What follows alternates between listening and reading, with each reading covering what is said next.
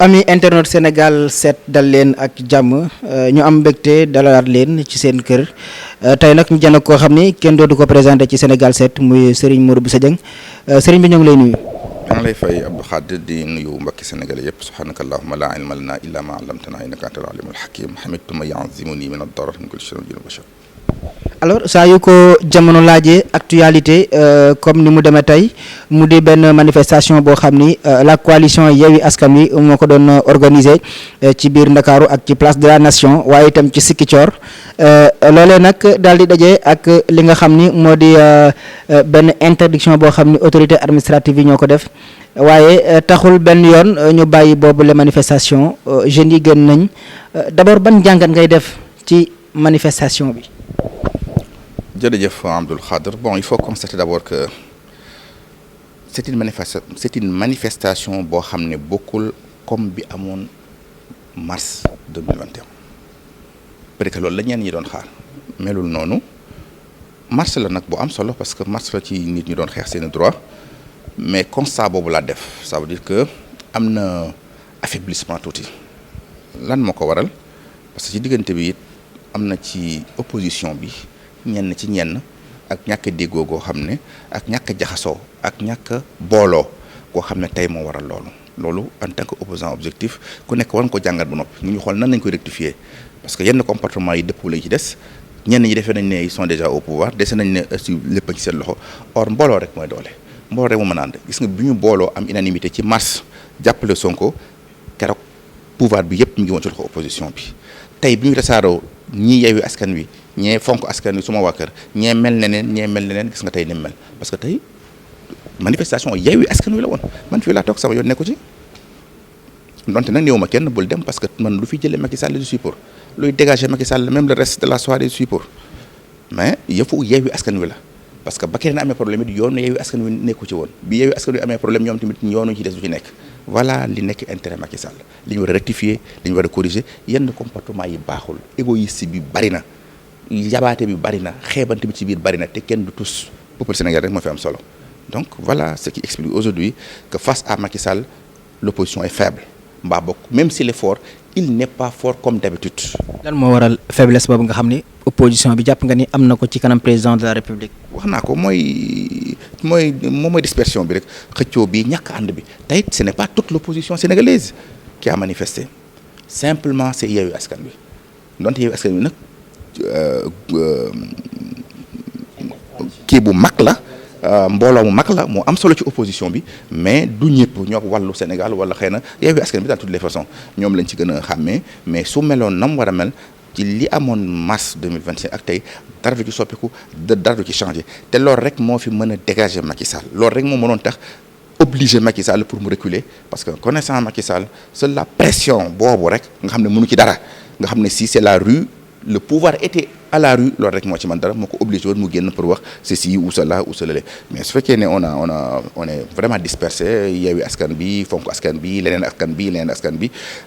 c'est ça qui explique aujourd'hui que face à Macky Sall on n'a pas eu l'objectif même si nag su fekkee ne jeexagul il est en cours de si Macky Sall pense je me relance là-dessus si Macky Sall pense que tey rëcci na ko war na gërëm bu baax suñu doom yi ak suñu jarbaat yi ak suñu rakk yi force de l'ordre yi xale yu yaru lañ yu am discipline donte nag am na un mot fekkee ne nag loolu nii mel tey mel dafa tax Macky Sall yaakaar ne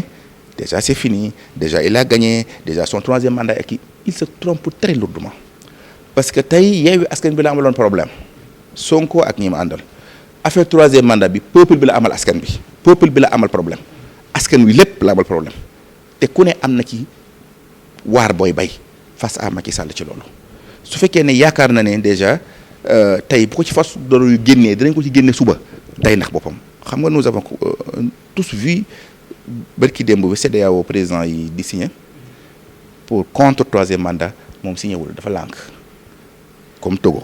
nga xam ne amul sax limitation des mandats ci seen constitution comme Côte d'Ivoire nga xam ne dictature ba fa nekk Alassane Ouattara jeexal na mais lànk pas bu am 80 ans jëm 100 ans lànk ne du bouger di changer constitution ngir di teew jëmale bu kenn xamul su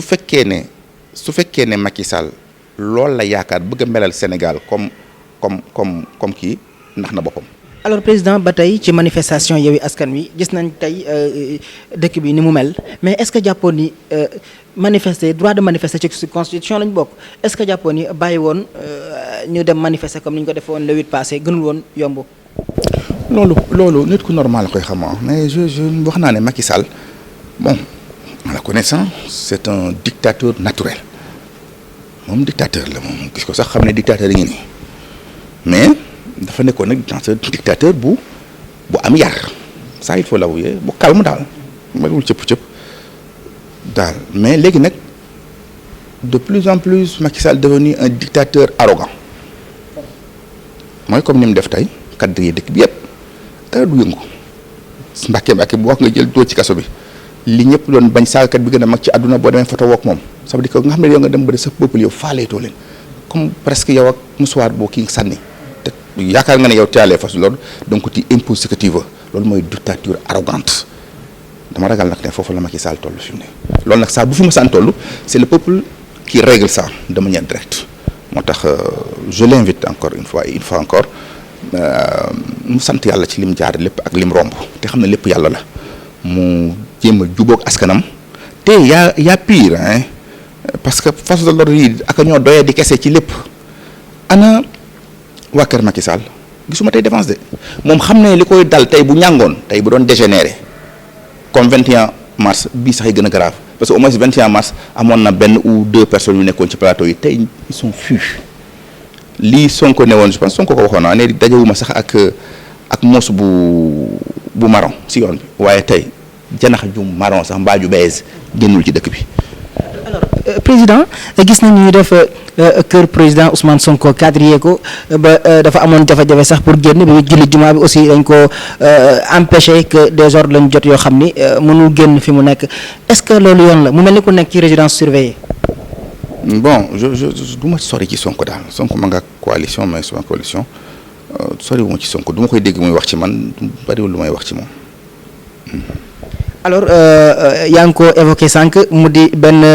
audience boo xam ni mi ngi wéy di def polémique muy audience bi nga xam ni accordé nañ ko Kaliphone bi nga xamoon ni gisoon nañ ko ci kàddu yi ay ñaaw. ay wax joo xam ne mën nañ ci dégg lu ñaaw waaye nag soo ko traduire yow yaa koy jox benn maanaa booy dégg li nga bëgg a dégg mais soo traduire li mu wax ci làkk ak làkk bu mën a doon amul problème. ku fa ñëw mu sàcc sa suuf xaw ma lan loolu yaa ngi dégg-déggin mu ñaaw rek ndax nag kàddu yu ma rafetul man de mbokk sens bi ma ko déggee bëgguma koo dégg parce que man dama am soxna ami doom Macky Sall nekk waajuru jàmbur j'aime pas ça mais nag ku mën a déglu nangam waajanum wax nu mu tudd nangam kon nanga wala fon lam wax ku ko mën a dégg ku ne ba toog ak moom war nga mën a dégg pire que li Cheikh Abdou wax li nangam fon wax ki ma ko tegal sax ñi mu ma tegal lépp une partie la ma tegal ne ma sëñ bi ma dagg ko fii loolu ku mën a dégg ku ne vraiment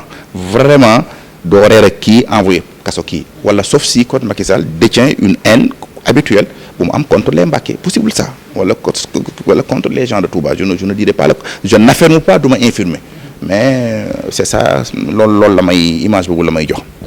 da nga bokk ci ñi jàpp ni dafa am deux poids deux mesures bu ñuy doxale ci réewum Sénégal justice bi. non fi ma sa am loolu kay moom leer na nañ set na wecci ma ñaan aussi les manifestants vous m'avez parlé léegi que am na station buñ kii gis naa ko ci réseau yi total nañ bàyyi caaxaan yi ñooñu ay voyous ñoo koy def ak i bandi képp koy manifester pour droit wala liberté wala pour démocratie doo yàq alalu jàmbur doo yàq alalu benn étranger amul lii français la ak lii américain la ak lii juif la amu fi li fi am mooy ñu fi nekk di fa seen droit ay sénégalais di ci liggéey yow yàq au nom de quoi et au nom de qui yow lu tax nga mën ko yàq ñii di ay gor yoo xam ne la ngay def intéressé wu leen seen yoon nekku ña ngay liggéey di gor di sénégalais comme yow di mbokki jullit wala ñuy mbokki leneen di liggéey normal yow nga nekk benn bandi benn voyou qui profite ci benn circonstance ne parce que li nga def yàqu ci lan waxuma laa nag ñi nga xam ne station yooyu am na station yoo xam ne ay sénégalais ko moom am na ay entreprises yoo xam ne ay sénégalais ko moom am na ay magasins yoo xam ne ay sénégalais ko moom am na ay boutiques yoo xam ne ay sénégalais ko moom comme yow gën la noble sax ndax ñoom ñu ngi liggéey yow liggéey yoo nga xëy di yàq loolu ñooñu ñu koy def bokkuñ ci benn parti parce que bokkuñ ci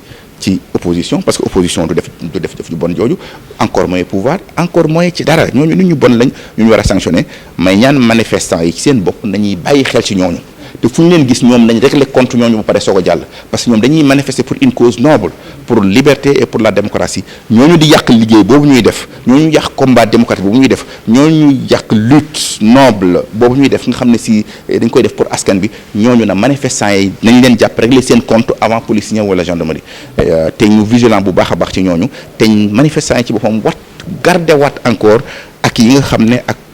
am yi nga xam ne ak entreprise yi nga xam ne ak économie yi nga xam ne si seeni moroom yi mbokk jullit ak ay mbokki dëkkandoo compatriotes concitoyens ñoo ko fi def pour que mu jariñ Sénégalais yi loolu c'est vraiment ça me tient au cœur. alors président ñu jëm ci ay élections yoo xam ni législative 31 juillet bi ñu dëkkmal mais constat bi mooy ñu ngi jëm ci pencum ndaw réew mi ñu fay teew. tey bu ñu demee ba Yewwi Askan Wi ña fa nekk ñëpp seen liste titulaire yi ku ci mel ne Ousmane Sonko Aïda Mbodj Déthié Fall Habib Sy ñooñu bokkuñ ci liste est-ce que tey ji yaakaar nga ci assemblée nationale ñu am une assemblée nationale modèle bu gën 13e législature bi nga xam ne moom la ñu génn. non c'est grave kay moom kay nag je ne sais pas yaakaar naa loi xanaa jàmm rek la war a jëriñ parce que le droit en question le droit dont la loi est une partie le droit ne sert que la solution sociale xam naa ñu ne sëñ moo dañuy wax di tubaab maa ko waxee reflété wul le choix de la nation reflété wul la volonté populaire kon loi boobu amul valeur war nañ ko xoolaat loolu nag actuellement seul Macky Sall le président de la République moo détenir clé bi nga xam ne mënoon na changer waa yëf yi soit dàq ko wala soit ñu def ko neneen loo xam ne dina apaiser parce que Sénégal dafa mos a am démocratie apaisée élection mosu poser problème wax dëgg yàlla kon c'est la première fois que nous ayons vers. ndax jàpp ni kon li ko jéggi naan Macky Sall dafa ragal opposition bi. yaakaar naa ko kay xam nga Macky ca Karim Wade daf ko dindi Khalifa daf ko dindi Sonko ñëpp ci taxaw ne kon ba tey dindi woon na ko comprendre nga donc man mii xaw ma fu may mujjee ak moom man nag dama bokkul ak ñoom parce que dañ ma invalidé mais xam nga ni ku ma fiy ndeysaanu néew ma leen doo ci taabal yi du fi amee na dëkk bi tàkk waxuma ko. néew ma leen non xool leen victime la nañuy Macky Sall man lay bañ Macky Sall su ma jàllee dama koy gêner ñëpp dama ko xool mu xool ma rek ma ne ko tant pis parce que yàlla am na yàpp bu gën géej. alors xaj na temps manqué na mais lan ngay tàggatoo Sénégalais yi lay seetaan ak fi réew mi toll ak crise sociale bi. Macky Sall est le seul responsable soyez vigilant ci l'homme Macky Sall soyez vigilant il joue ñu ngi manipuler de te li mu bëgg wax naa dañ ko de fii 3e mandat. duñu ko nangu kat xanaa peuple bi génn yépp réclamé ko bu dul loolu duñu ko nangu tey Macky Sall moomu nu doon nu tey dëkk bi waajuram moomu ko sunu waajur moomu ko dëkk bi ñëpp ko bokk kon nag Macky Sall wat je m'arrête là. cheetetetet mais yow sawaay yow fu ñu la fekk yaa ngi ci kanamu ordinateur bi wala sa kanamu tablette ba sa téléphone portable lu xew mais damay lire ay information waaw xoolal boo bëgg am ay information yu leer nañ et en temps réel duggal ci www.senegal7.com ay information yu wóor man de maa ngi application Sénégal 7 lépp lu xew dama koy jot ci sama téléphone ci tàng bi te nag application Sénégal 7 am ko yomb na da ngay dugg ci Play Store wala Apple Store nga télécharger ko rek xam li xew ci réew mi ak la xew ci bitim réew te nag dara du la ci umpu. Vous voulez des informations en temps réel? Cliquez sur www.senegal7.com. Sénégal 7, le roi de l'information en temps réel.